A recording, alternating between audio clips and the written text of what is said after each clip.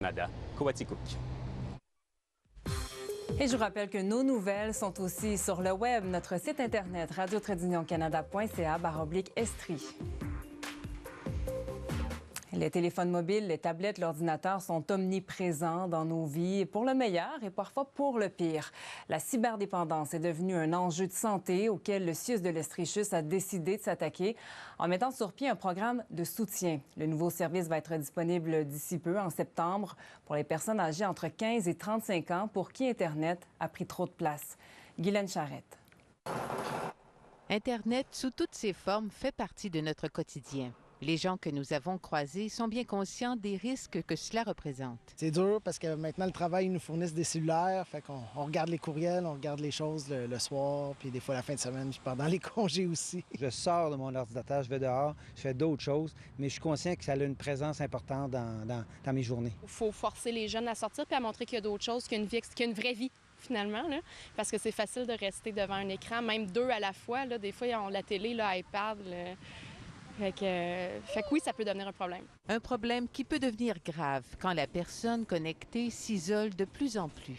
À partir du moment où la personne commence à avoir des problèmes au niveau de son travail, au niveau de ses études, au niveau de la charge que peut avoir des enfants, donc son rôle social se trouve être impacté par ça. Se réveiller pendant la nuit pour s'assurer de ne pas rien manquer sur le fil.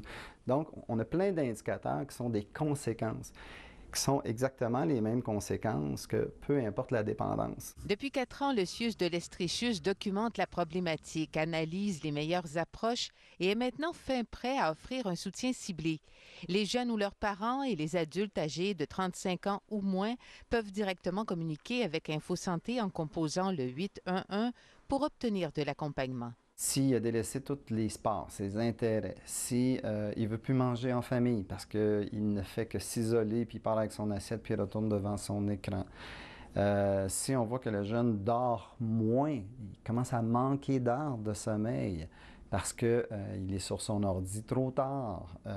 Mais c'est plein d'indices comme ça qui nous parlent que l'Internet commence à l'envahir par des conséquences. Il faut y aller avec son jugement de parent, là. Si Internet ne crée pas forcément de cyberdépendance, la place qu'il occupe dans nos vies suscite des réflexions. On se baladait et je prenais mes photos et rien que ça, on finit de se parler et ça coupe court aux conversations et je pense que dans les relations sociales en général, c'est compliqué. Oui, ça prend de plus en plus de place. Maintenant, comment fonctionne ce nouveau programme pour les gens vraiment là, qui sont atteints de cyberdépendance?